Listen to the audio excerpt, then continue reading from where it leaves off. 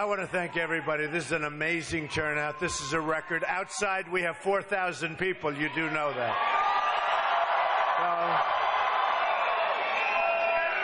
So, meaning, when I'm finished with you, I'll go see them for a couple of minutes. But you got the prime location. Great. And you set a record today. Biggest crowd they've ever had here. So, that's pretty good. A lot of things are happening. The new poll came out, CNN, a couple of days ago, 49% for Trump, right? Lightweight Senator Marco Rubio, 16. Lion Senator Ted Cruz, 15. Kasich is at 6. So that's the new CNN poll, so I thought I'd give you that. It's nice. I love those polls when they're good.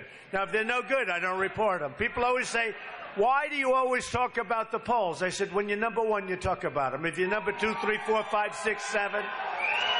When we had 17 people, somebody was 17. I wouldn't talk about the poll if I was 17, right? So I just want to thank everybody. Special place, great state. And remember, on Tuesday, you have to get out and vote. Otherwise, we're all wasting time. You got to get out and vote. You got to get out and vote.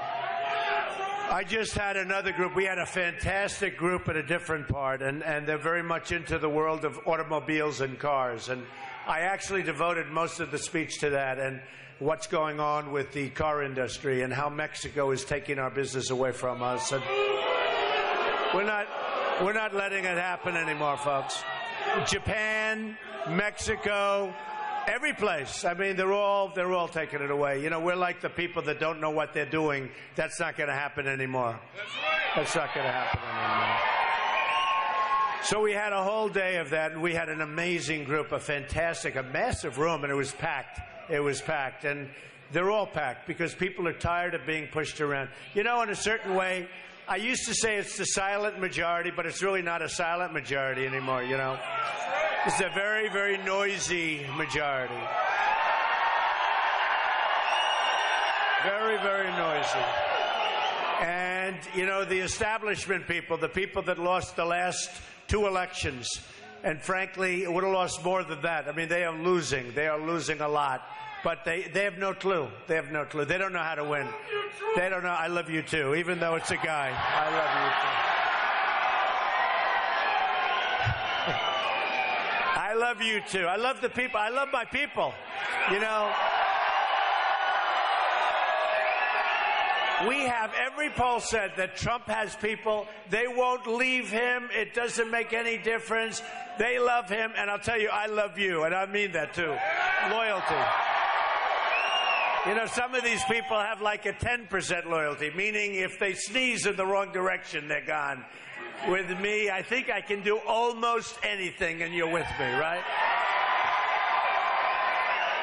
We had a good debate last night. Last night was great. I enjoyed it. I thought it was going to be even tougher. It was pretty nasty, actually, but I thought it was even going to be tougher.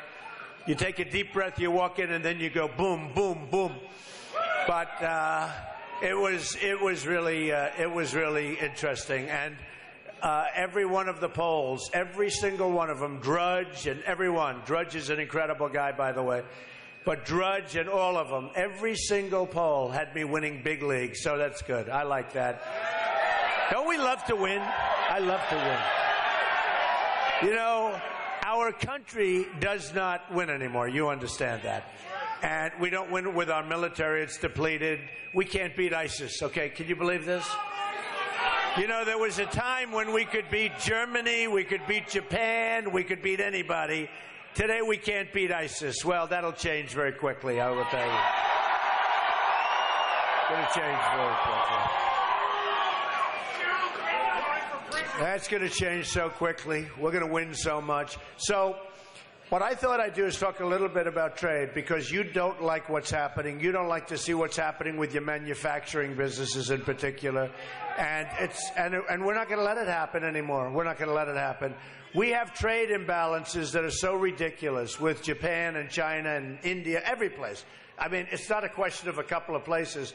China is the great abuser. You know, they're the best of all in terms of size, in terms of magnitude. We have rebuilt China. They have taken our jobs, they've taken our money, they've taken everything. And by the way, just so you understand, I have a great relationship with China. I just extended the lease on the largest bank in the world, the Chinese bank. 400 million customers. Think of that. 400. That's bigger than our country, okay? They're 400 million customers, and they're great. They're wonderful. I deal with I sell apartments to them for tens of millions of dollars. I got the Bank of America building in San Francisco and 1290 Avenue of the Americas, big chunks, and I own that. By the way, I own many big jobs, many big buildings all over the place. We're building all over the world. We have many jobs going on right now. We're signing new deals. Of course, a lot of those deals I'll just have to let my kids handle, I guess, if we win, right? Believe me. Because I will have absolutely no interest in those deals. I will only have interest in one thing, making America great again. Much more important. Much more important. And so I just look, and you know, and on June 16th, when I came down the famous escalator ride, and I came down, and I've never seen so many cameras. I always say, I joke, it was like the Academy Awards. I've never seen so many cameras in Trump Tower, in New York. And I made a speech, and I talked about illegal immigration, and all of a sudden, it became like a storm. It was unbelievable. And it was a tough period, actually, because I had no idea that I hit something so severely. And that was something, I knew it was a big problem. I didn't know to the extent of the problem. It turned out to be a much bigger problem than anyone knew. I was right 100%. I shot to the top of the polls, and I've been there ever since. I mean, we've been there ever since.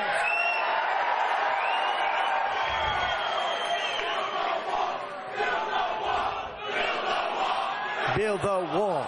Build the wall.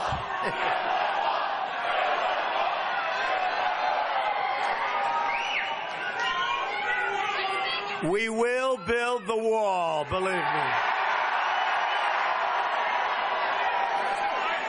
And who is going to pay for the wall? Who? 100%, folks. 100. I don't mean like 99.2%. I mean 100%. So we have a trade deficit with Mexico of $58 billion a year. We have real geniuses negotiating these deals, right?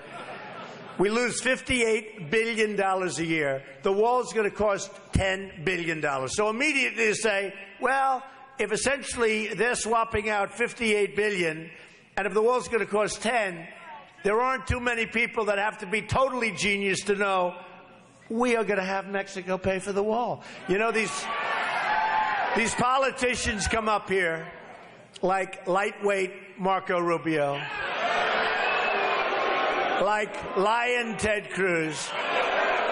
He gets in and he holds up the Bible and he talks the Bible, and then he puts the Bible down and then he lies. I never saw a guy lie like this guy. I call him Lion Ted. He's Lion Ted Cruz. He can lie about anything. And you know, it's interesting. The evangelicals, who I love, they got wise to Lion Ted Cruz. And you know what? I have every single poll now. I'm winning with the evangelicals. I won in South Carolina. They don't like liars. They don't like liars. These are very smart people, and they're wise to it. So it's been amazing, because he was supposed to win in South Carolina. It was 67% evangelicals, and I won in a landslide. And I won with the evangelicals, substantially, too, by a lot.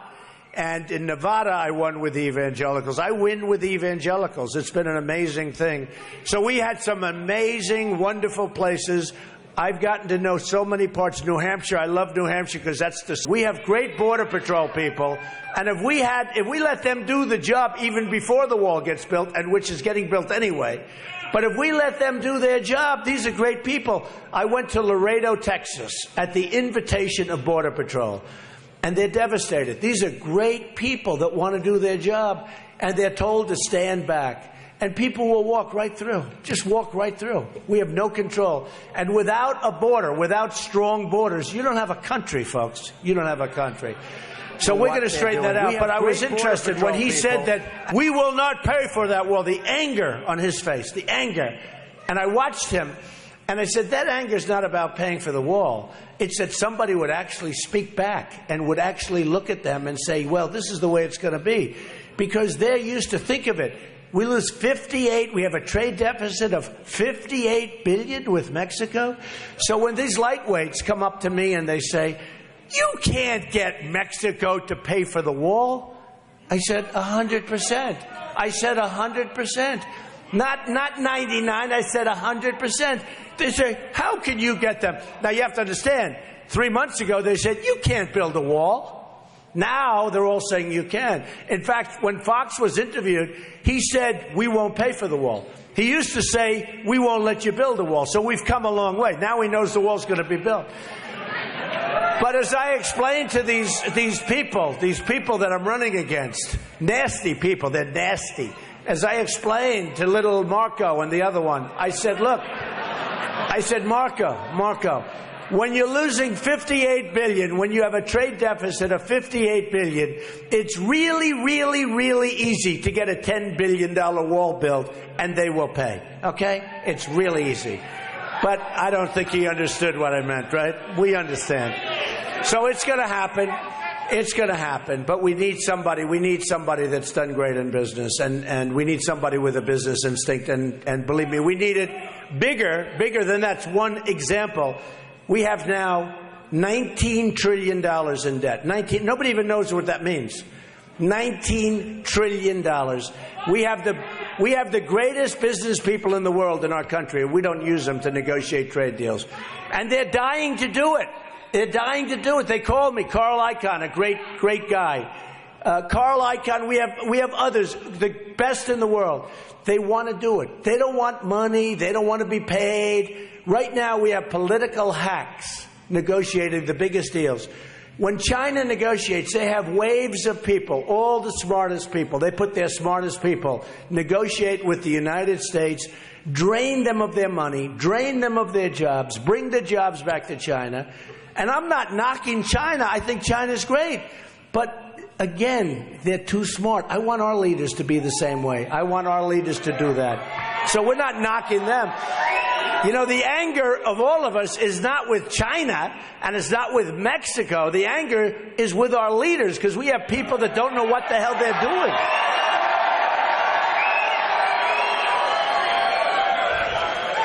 They don't know what they're doing. They don't have a clue. Look at the Iran deal, where we pay $150 billion for the worst deal I've ever seen in my life.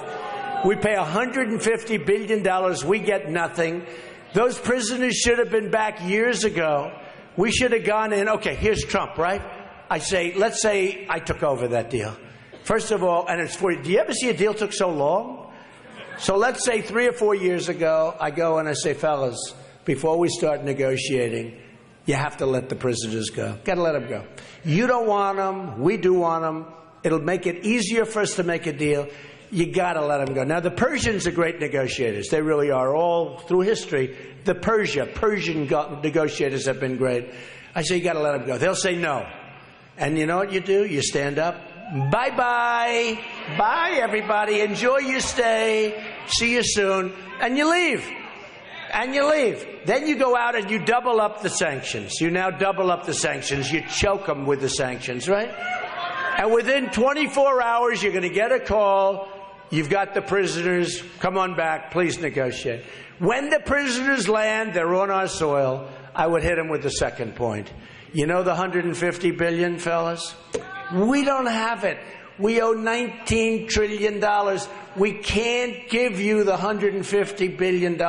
We love you. We love you. We think you're the greatest in the world. We really want to help you, but we cannot give you. See, my father told me that. I learned from my father. He used to say, you're too rough. You're too tough.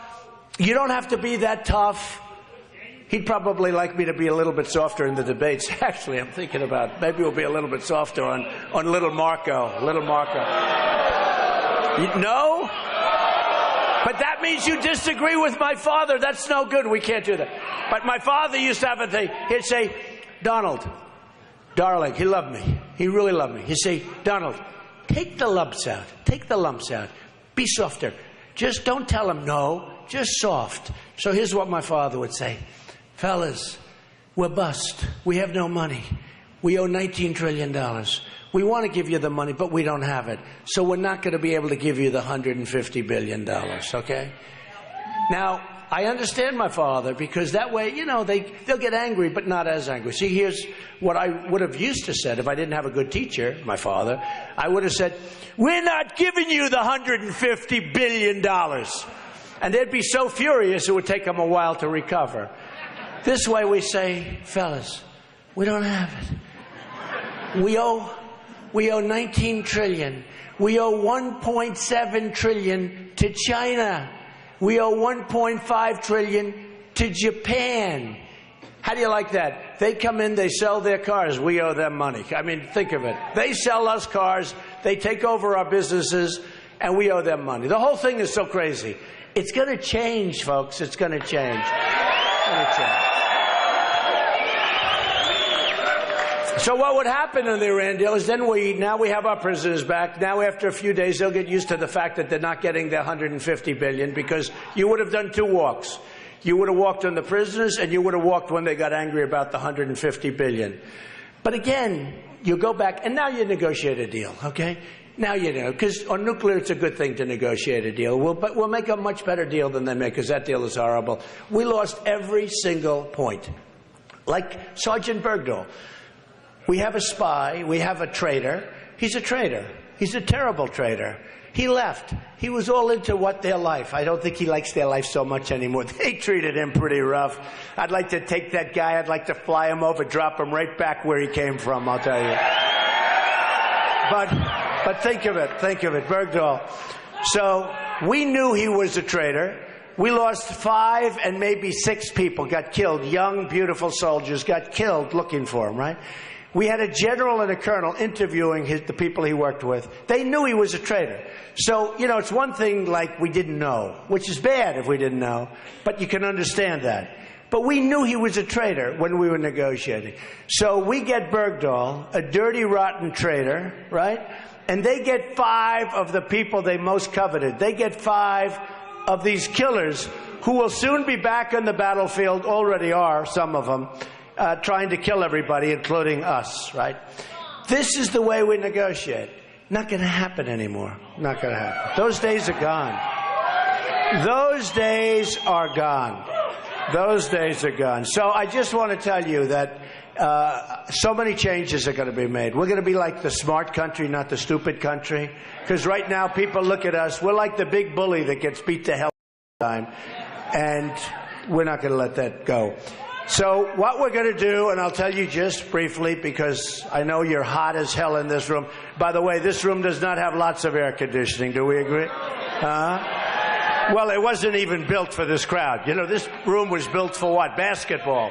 Yeah, nice little basketball, but it wasn't built. This is your all-time record crowd in the history of this room, and it'll never be broken.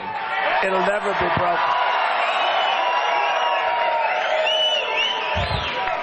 But we're going to do a lot of things. Number one, we're going to absolutely terminate and replace Obamacare. It's going to be good. It's a disaster.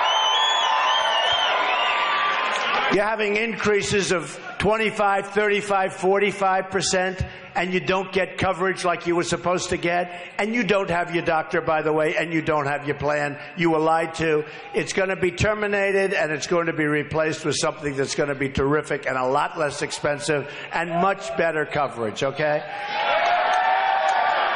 We're going to get rid of Common Core. We're going to educate your kids locally.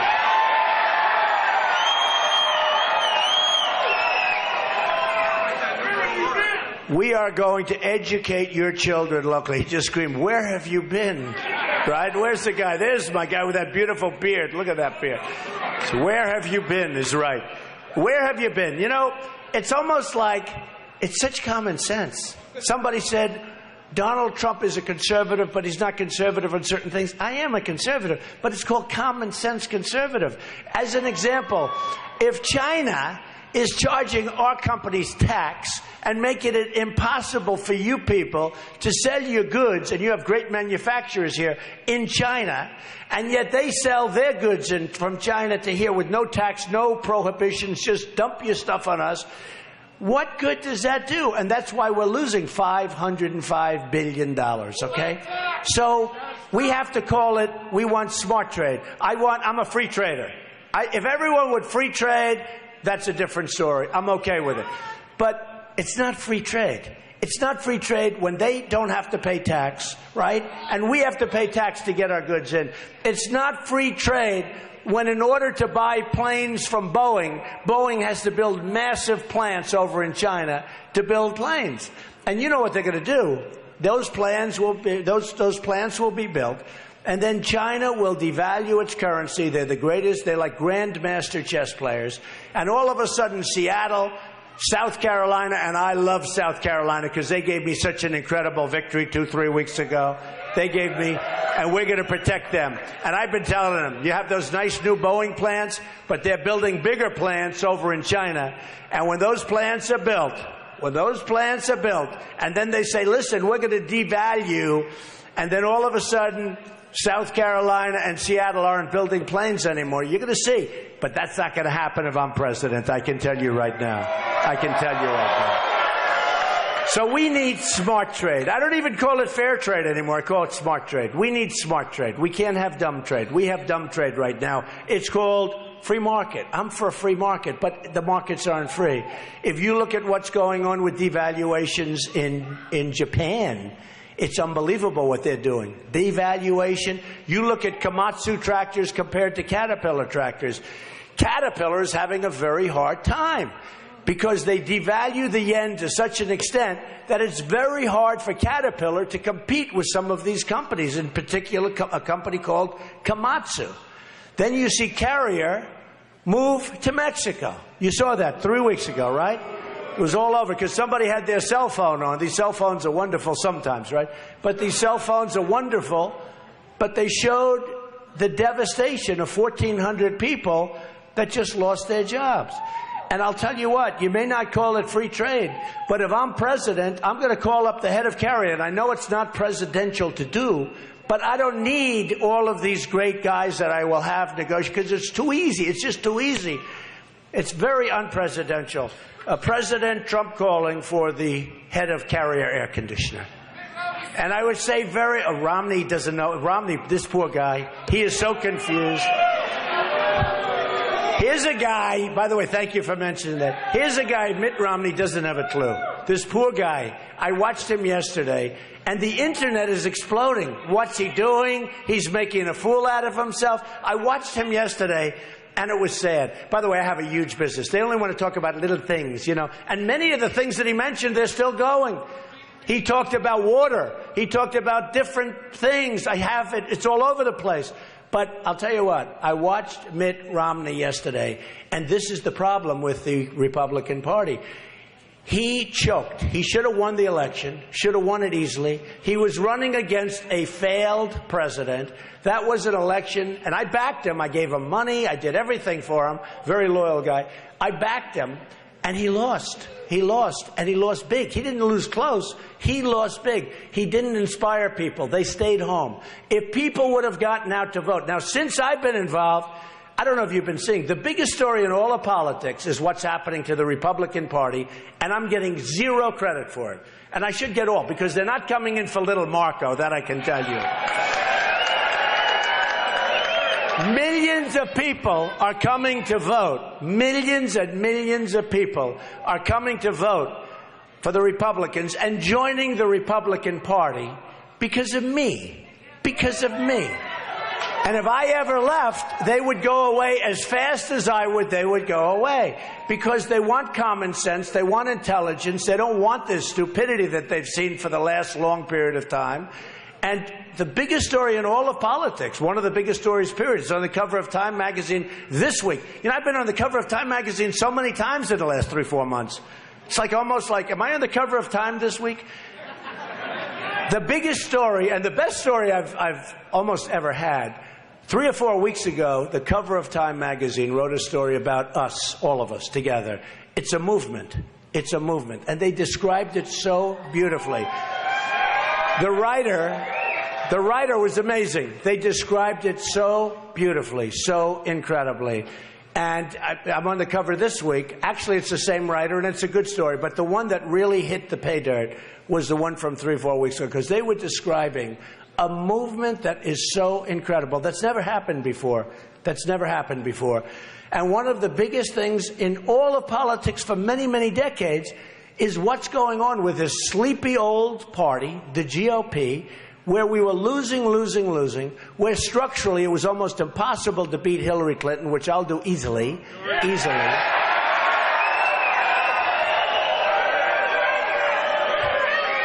And millions of people are voting, and millions of people are voting in the Republican Party. And you know where they're coming from?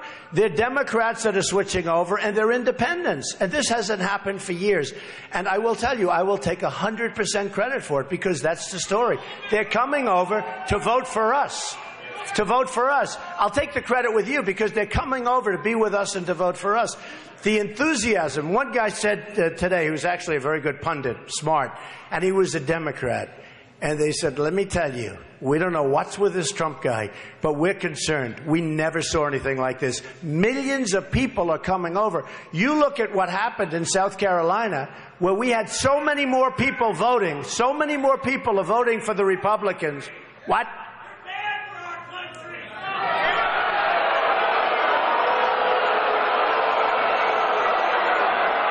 Get him out of here. Get him out. Get him out.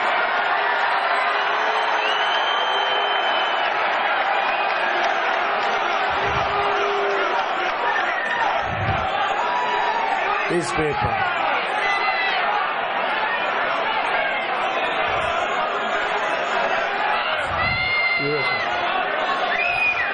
He's a friend of Mitt Romney.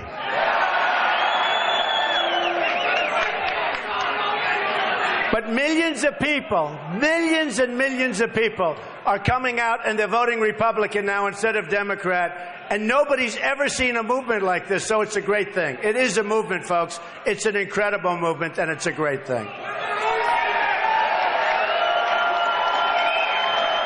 Thank you. I want to, by the way, I just watched that, and I want to thank our police officers. We have great people. They don't get the credit they should get. They don't get the credit they should get. You know, you'll have one incident, which is a bad incident. Maybe it was a mistake. Maybe it was a bad apple. Who the hell knows? But it's on the news for weeks and weeks, and they don't stop. Our police officers are incredible, and without them, we wouldn't be here right now, believe me. And by the way, I have such support. I think it's unanimous support across the country from the police, and I just appreciate them very much.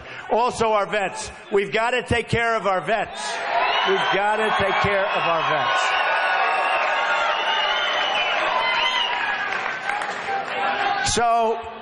So we had an interesting day. The debate was great. Mitt is a failed candidate. This is a guy who failed, didn't know what to do, doesn't know what to do. It's a sad case. But he's a choker. He just choked. He choked almost as bad, probably worse, than Marco Rubio when Chris Christie, who endorsed me, by the way, when Chris Christie went after him in the last debate previous. I never saw, I'm standing here, and I'm looking at Marco, and I'm saying, is he okay? And I see the sweat pouring, and Chris is going at him, and Marco, you know, he's got that little flippant mouth, but a lot of times it doesn't work under pressure. And Marco is sweating, it's pouring down, and then he repeats himself once, twice, 3 times. I said, after the 3rd time, I said, wow, what's going on? 4 times, and then a 5th time.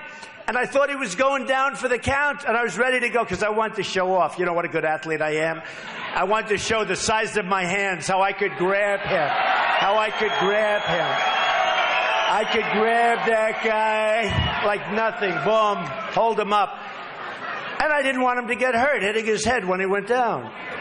But this is not what we need when we negotiate against China and Putin and all of these killers, all right? It's not what we need. So anyway, but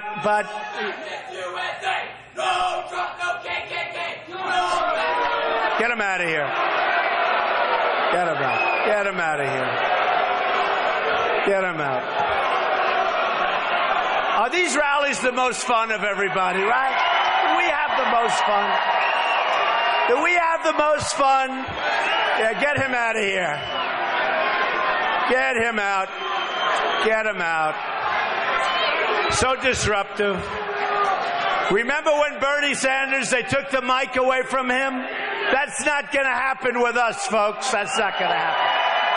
Remember that? He walked away from the mic and he stood back and he watched these two young girls talking to the audience and they said, we came to listen to him. And he was standing in the back as two women took the mic away. Now, that doesn't happen to us. Get that guy out of here. Get him out.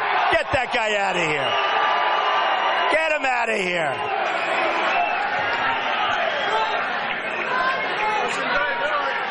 Get him out.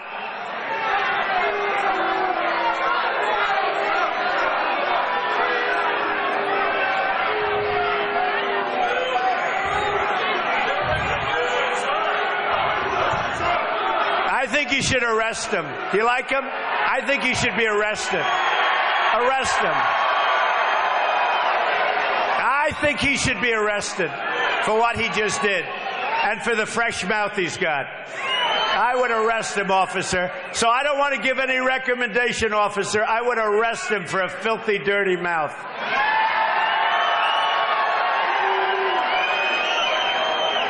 And then we'll see what his mommy and daddy say when they have to go and bail him out.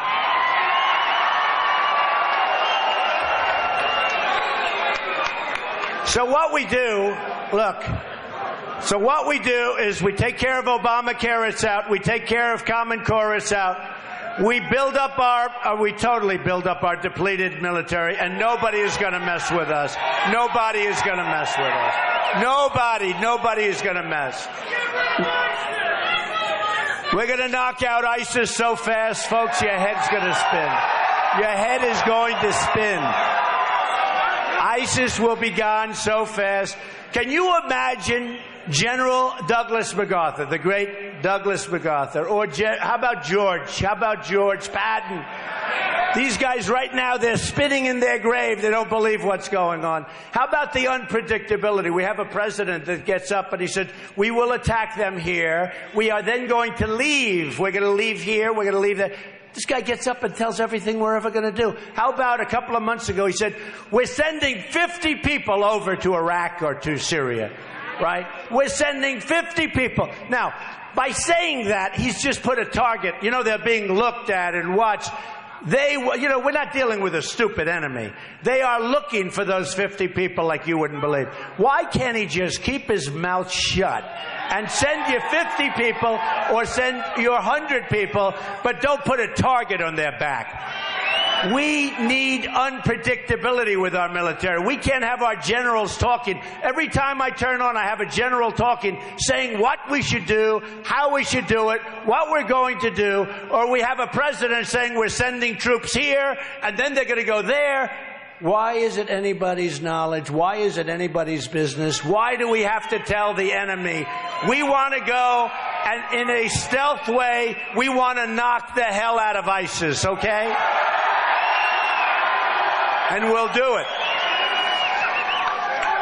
We want to take care of our vets. Our vets are being treated worse than the illegal immigrants that we're not letting in this country anymore. The migration, the Syrians, you look and there's so many young, strong men, so many young, strong men. And you say, what's going on? Where are the women and the children? And they're there, but not very many. We can't allow them to come into our country. We don't know who they are. We don't know anything about them. They could be ISIS. It could be the great Trojan horse. We can't allow them to come in. We'll build a safe zone, a free zone, but a safe zone in Syria, and we'll get the Gulf states to pay for it because we can't pay. We don't have the money to pay. We have to rebuild our country. We have to rebuild the infrastructure of our country. Our country is going to hell as we spend trillions and trillions of dollars in places they don't want us. Look at Iraq. We spent $2 trillion in Iraq. $2 trillion. What did we get? Nothing. Nothing. We spent $2 trillion, thousands of lives, wounded warriors all over the place who we all love. I love. These are stronger than all of us put together. Some of these young, great soldiers with no legs, no arms, with worse. And these people have an attitude that's better than all of us. What did we get? So we have $2 trillion spent. We could have rebuilt most of our country with that. We have $2 trillion spent, right? We have thousands of lives lost, young, wonderful people, wounded warriors all over the place. We have nothing. And you know what happens? Iran is taking over Iraq. It's already done. It's done. Iraq has the second largest oil reserves in the world. Some of the finest oil in the world. They have the second largest. We made it possible for Iran to go in and take over Iraq. What the hell are we doing? Now, we shouldn't have been there, but Obama should have never gotten out the way he got out. What a disaster. He gives the exact date. We are going to be leaving Iraq in 18 months, and then he gives out the exact time. So the enemy naturally pulls back. What do we have to fight for? They pull back, we leave, and they just go in and take the place. So we can't even call Iraq now. So with all of this money, all of these lives, all of this bloodshed, we end up with nothing. Do you remember that I said, keep the oil? You remember that? And I said that for a long time. Keep the oil. I didn't want to go in, but once we went in, when we were going out, I said, keep the oil. You know, we used to have an expression, to the victor belong the spoils. We're the only country that fights. We knock the hell out of a country and we leave. You say, what do we get? What are we doing? What do we do? We're nation building. Why are we nation building over there? We want a nation build over here. We want to rebuild our country. We want to rebuild our country. So I said, because I knew the power of that, and I knew the kind of reserves they had. Nobody even knows that. Nobody knows that Iraq has among the largest oil reserves in the world. So I said, keep the oil. And I said it strongly, and I said it loudly. And I said it loud enough that they actually had a couple of generals come out and say, well, we disagree with Mr. Trump. Why? Tell me why. Why do you disagree? They disagreed because politically they disagreed, and they were told to say what they said. So I said, keep the oil. Well, you know who has the oil right now? ISIS and Iran, okay? And the stuff they don't have, they will very shortly have, because Iran wanted to merge or wanted to knock out that country for many, many, many, many years. Forever. And now we made it possible. They had two militaries that were of the same strength. They'd fight and fight and fight and fight. Then they'd rest. Then they'd fight and fight. Nothing would happen. They'd go 10 feet, 10 feet, 10 feet, nothing would happen. So we obliterate the one military, just totally obliterate it. And now, you know, I used to say the greatest deal I've ever seen was the deal recently made with Iran and the United States, where they got the $150 billion and we get nothing, okay? That's not the greatest deal. The greatest deal is they got Iraq. They got Iraq. They got the second largest oil reserves that we handed them on a silver platter. Now, let me tell you a little secret, because I'm very good at this stuff. I mean, I really have. For some reason, I've been very good at prognosticating. They're in Yemen. And they don't want Yemen. But Yemen has this very long border with a place called Saudi Arabia. And they want to go in and get the oil in Saudi Arabia. So what's going to happen is very simple. Mark my words. I've been saying the oil for years. And by the way, all of a sudden we started not taking the oil, bombing the oil.